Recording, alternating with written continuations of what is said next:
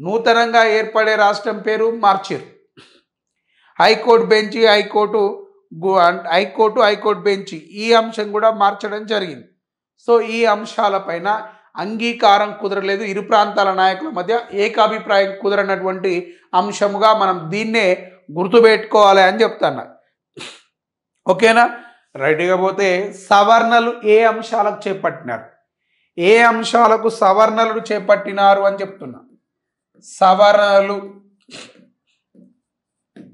పెద్ద మనసులో ఒప్పందంకు జరిగినటువంటి సవర్ణలు ఏమిటి అంటే, ఒకటి ఏమంటున్నామంటే రాజధానిని హైదరాబాదులో ఏర్పాటు చేయాలి.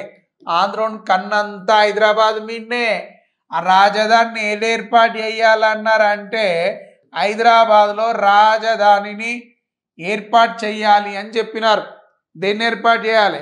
రాజధానిని. అంటే ఎక్కడ ఏర్పాటు చేయాలి అంటే హైదరాబాద్లో రాజధానిని ఏర్పాటు చేయాలి అని చెప్పారు. అయిపోయా నావే ముచ్చట అయిపోయా. ఇకపోతే రాజధానినేమో హైదరాబాద్లో ఏర్పాటు చేయాలి అని చెప్పినారు.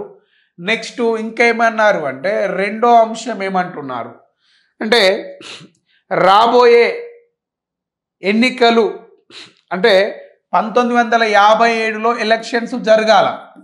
ఎక్కడ 1957లో ఎక్కడ ఎలక్షన్స్ జరుగుతాయి? ఈ యొక్క హైదరాబాద్లో జరుగుతాయి. ఓకే, వాస్తవానికి ఎన్నికలు అనేటి నూతన రాష్ట్రం ఏర్పాటైంది కాబట్టి ఇరు ప్రాంతాలు ఈ ఎన్నికలలో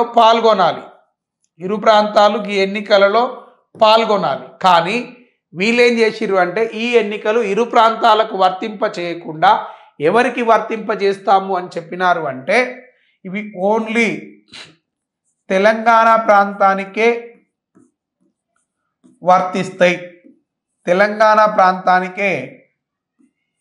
వర్తిస్తాయి అని చెప్పినారు. ఏమన్నారండి? తెలంగాణ ప్రాంతానికే వర్తిస్తాయి ఈ ఎలక్షన్లు అని చెప్పి మాట్లాడి. గిట్లా చెప్పినాక ఎవడింటాడు భయ్ ముచ్చట? చెప్పేటోడికి ఇంత దామాకు లేని ముచ్చట్లు చెప్తే ఎవరికైనా అర్థమవుతుందా అని నేను అడుగుతానా. అంతేకాదు అధ్యక్ష, మరి తెలంగాణ ప్రాంతానికి రావాల్సినటువంటి ఈ ముచ్చట్లల్లా పూర్తి అన్యాయం జరిగింది. వీటికి సవర్ణలను చేపట్టడం జరిగినది అని చెప్పి నేను మాట్లాడుతూ ఉన్నా. ఓకేనా? మరి ఈ రాష్ట్ర పునర్విభజన బిల్లు పైన మరి రాష్ట్రపతి ఎప్పుడు ఆమోద ముద్ర వేసినాడు అంటే ఇక 1956 ఫిబ్రవరి 20 తారీఖు నాడు ఒకసారి, 1956 జూలై 19 తారీఖు నాడు ఒకసారి, ఆగస్టు 14 తారీఖు నాడు ఒకసారి వీటిపైన ఆమోదం తెలిపిన తర్వాత ఇక ఏం చేసిర్రు అంటే అసలు ఇది పార్లమెంట్లో ఎప్పుడు బిల్లును ప్రవేశపెట్టిరు అనేది కూడా చెప్పాలి కదా. రైట్, ఈ యొక్క ఆంధ్ర తెలంగాణ రాష్ట్ర ఏర్పాటు బిల్లును పార్లమెంట్లో ఎప్పుడు ప్రవేశపెట్టినారు అంటే 1956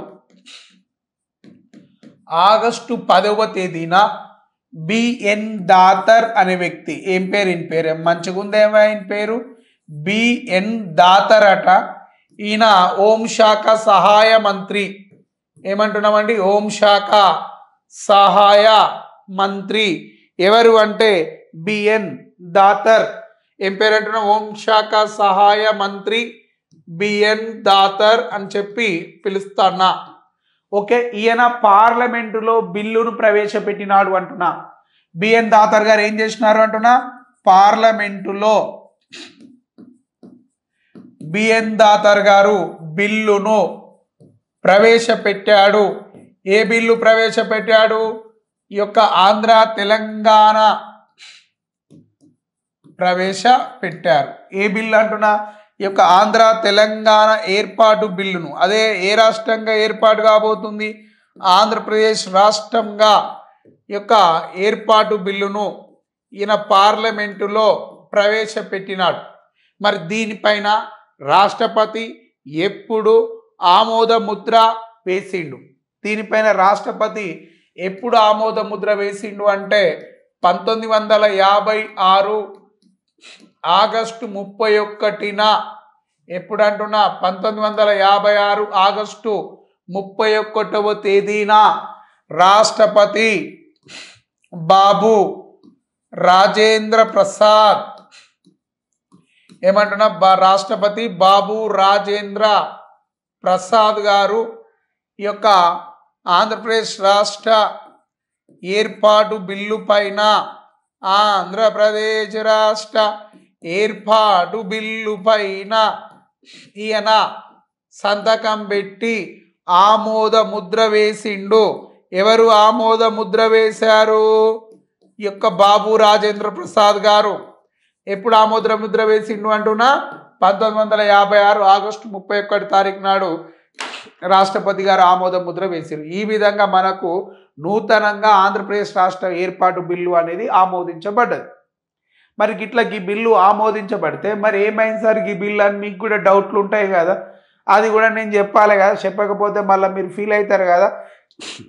ఇట్లా ఆమోదించబడ్డ తర్వాత 1956 అక్టోబర్ 31 నాడు హైదరాబాద్ స్టేట్ను మొత్తం క్యాన్సల్ చేసేసి ఇక 1956 నవంబర్ 1 నాడు మనకు ఒక నూతన రాష్ట్రము అనేది రావడం జరిగినది అంటున్నా. దాని పేరే ఏమంటున్నాము అంటే ఈ యొక్క ఆంధ్రప్రదేశ్ రాష్ట్ర అవతరణ అనేది జరిగినది అని చెప్తున్నాం.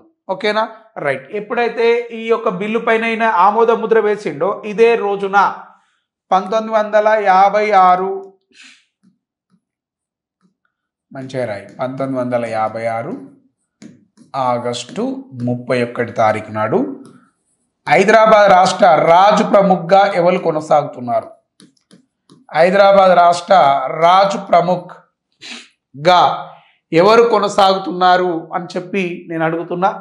ఆయన పేరు ఏం పేరు అంటే మీర్ ఉస్మాన్ అలీ ఖాన్. సార్ ఏం పేరు సార్? మీర్ ఉస్మాన్ అలీ ఖాన్ అని చెప్పి పిలుస్తున్నా. సార్ ఏం పేరు అంటున్నా? మీర్ ఉస్మాన్ అలీ ఖాన్. ఈయన రాజు ప్రముఖ పదవికి రాజీనామా సమర్పించడం జరిగింది. ఏ పదవికి రాజీనామా చేసిండు? రాజు ప్రముఖ పదవికి ఈయన రాజీనామా సమర్పించాడు. ఎవరు? Mir Osman Ali Khan. At the same day Hyderabad రాష్ట్ర ముఖ్యమంత్రి పదవికి హైదరాబాద్ రాష్ట్ర ముఖ్యమంత్రి పదవికి కూడా మరో పెద్ద మనిషి రాజీనామా సమర్పించినాడు. ఆ పెద్ద మనిషి పేరు ఏమిటి అంటే నేను చెప్పాలా మీరు చెప్తారా?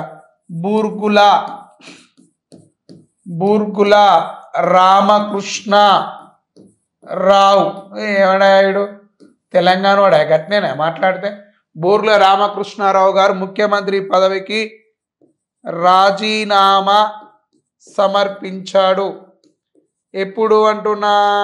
ఈ యొక్క 1956 ఆగస్టు 31 నాడు ఈయన ముఖ్యమంత్రి పదవికి రాజీనామా సమర్పించాడు. ఇలా హైదరాబాద్ రాష్ట్రాన్ని తీసుకుపోయి తెలంగాణలో అంటే ఆంధ్రాలో కలుపుతూ హైదరాబాద్ రాష్ట్రాన్ని తీసుకుపోయి ఆంధ్రాలో కలుపుతూ మనకు ఇట్లా